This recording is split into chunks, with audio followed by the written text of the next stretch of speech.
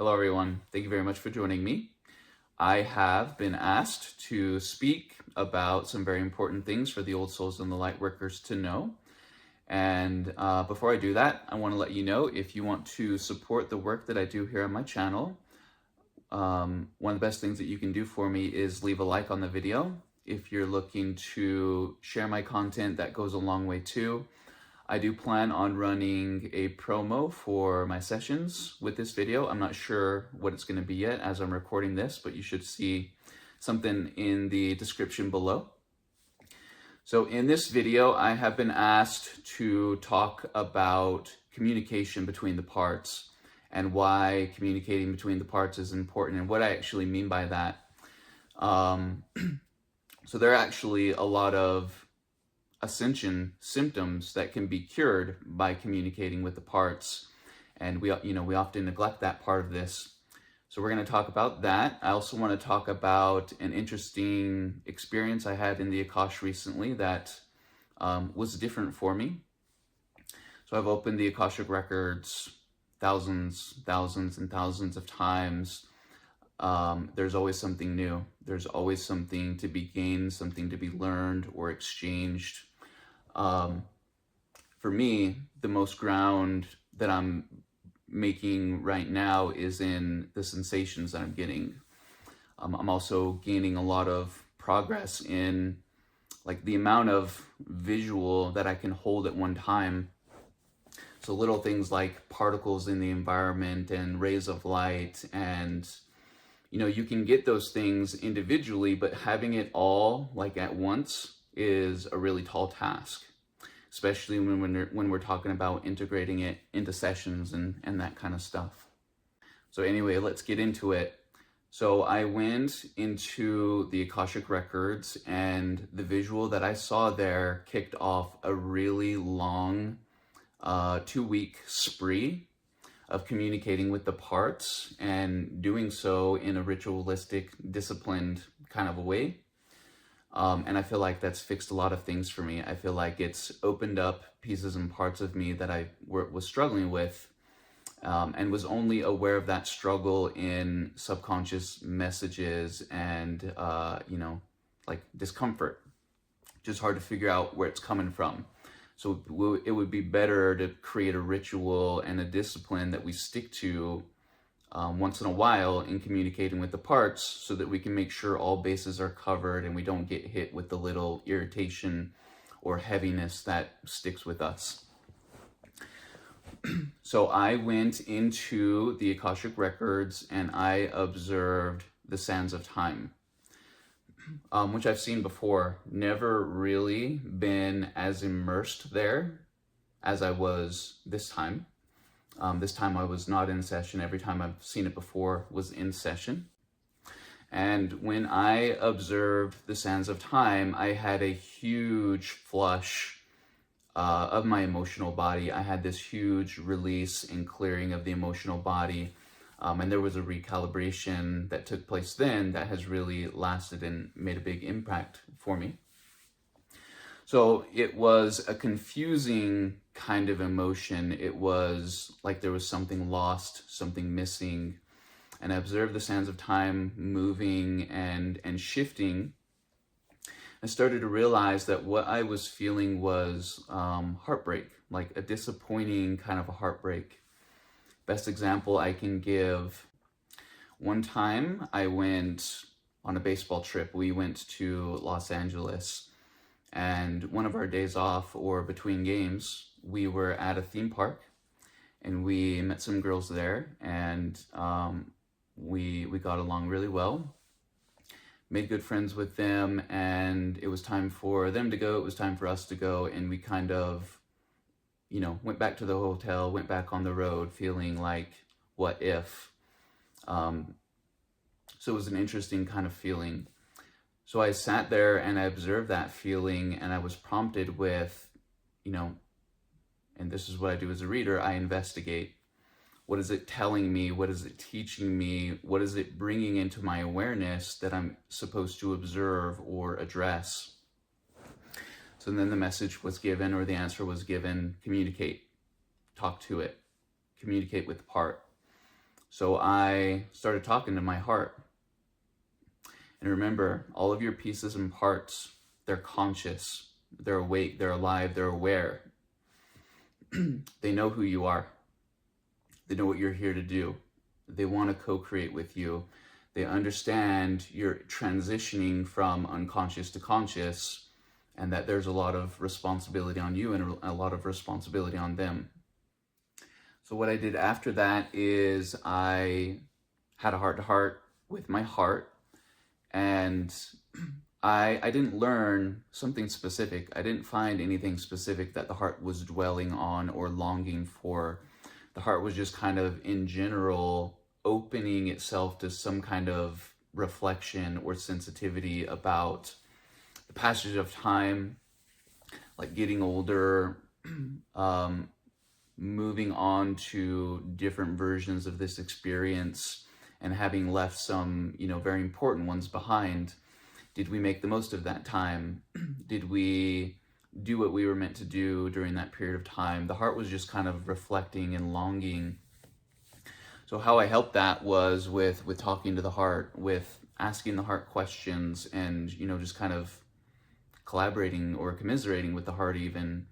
I would ask the heart questions like, why do you hurt when something ends instead of celebrate? I would ask the heart, what's its favorite kind of love to experience? I would ask my heart, is there anything that you need me to do or to be aware of so that we can co-create in this experience, because we've come for each other? And, that's the truth.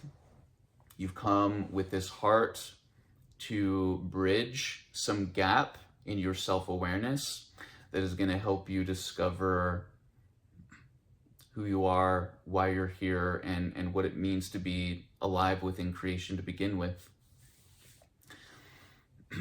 So I then started talking to my anxious parts.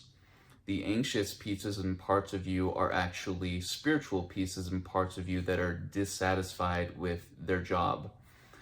They're dissatisfied with not necessarily the way that things are going, but the same business as usual environment to read, people to read, linear things to do when we want to be doing quantum things.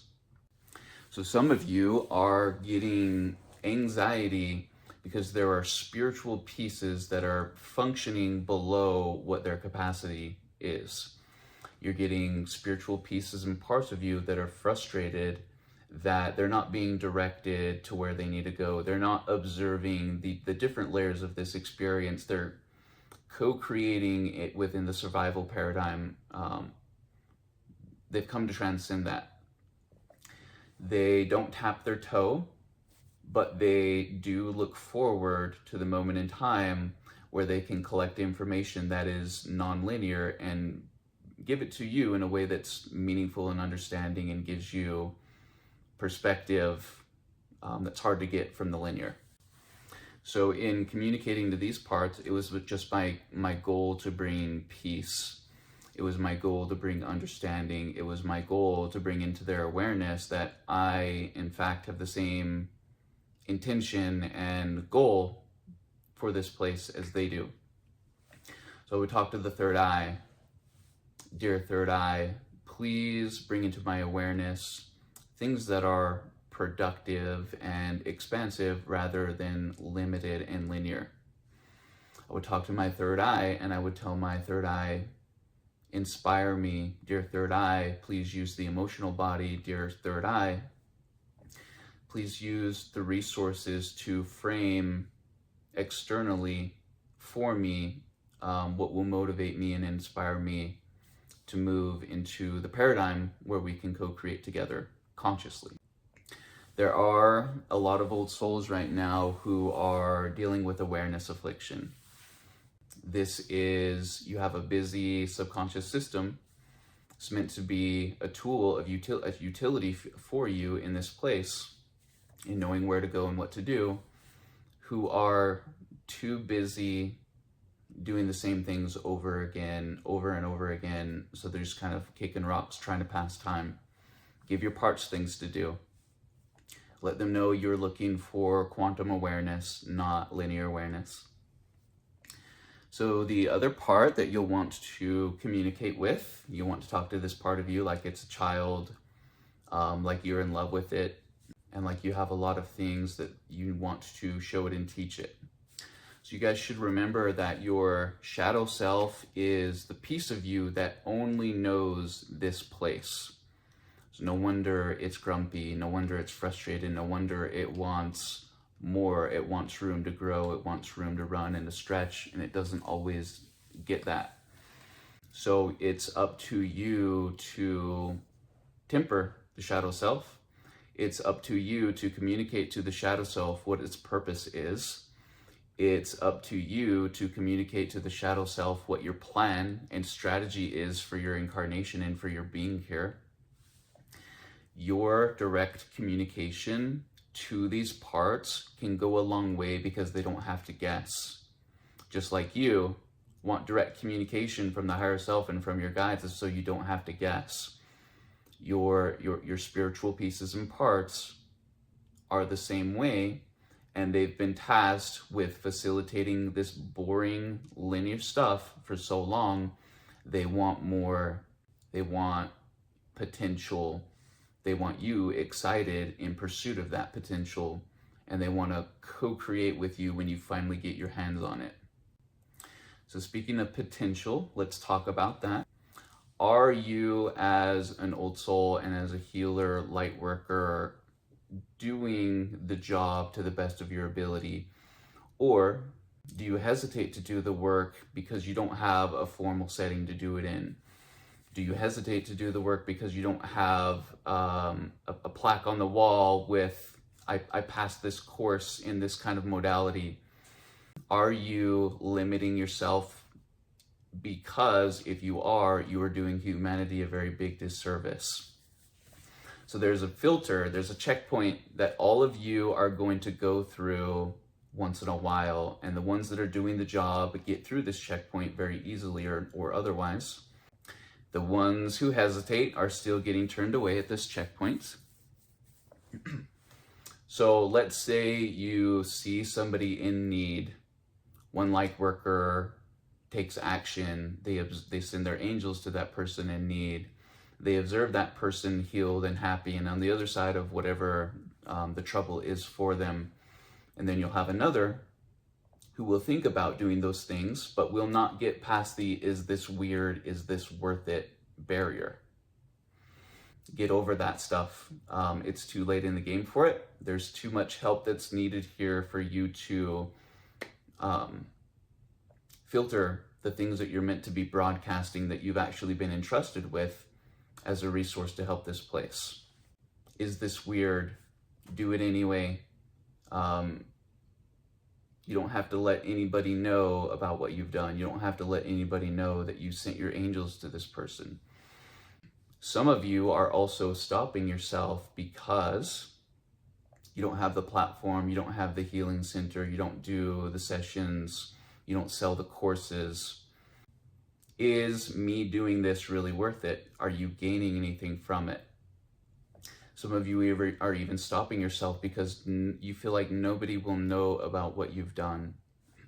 Should we really do the work if nobody will know what we've done? The right people, the right ones are going to know what you've done. There are trillions who are observing you function and work and act as an old soul in this place. Your deeds are well noted, even if no one around you ever hears or your name is never sung or written in a book. There's another world for that kind of stuff too. So one last thing, something that will really irritate your parts is if you're letting fear stop you from utilizing them. Something that will really upset your parts is if you're stopping engagement with the ethereal because you've allowed for fear campaigns in this dimensional space to deter you from directing your sensitivity to the aspects of this place that are not within your immediate awareness within the body. If you're hesitating to open yourself because you fear you'll let something in or something will be on top of you, it's too late in the game for that. Move beyond fear. All of that kind of self-chat, inner chatter that will deter you from opening those portals are embedded due to campaigns of fear that have been orchestrated against you.